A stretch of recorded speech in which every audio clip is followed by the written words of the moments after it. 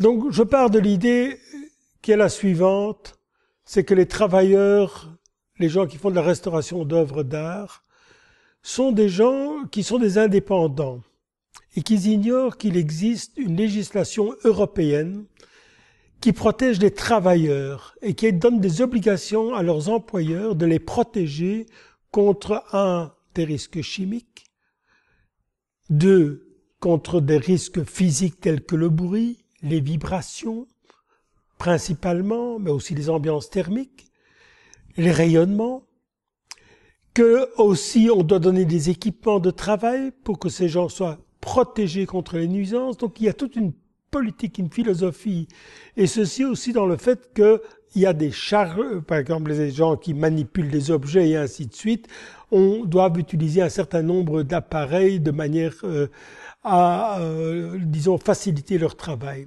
Donc cette législation existe, elle protège les travailleurs.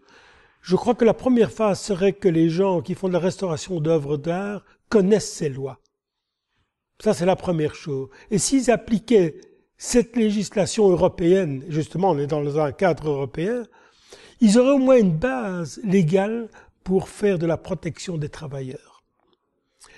Je crois que, enfin, pas des travailleurs, leur protection. Et je constate que très souvent, ils ignorent ces bases. Alors, moi, je crois que la première phase, c'est justement de leur enseigner ces notions, qui sont finalement relativement simples, et elles sont disponibles actuellement avec Internet.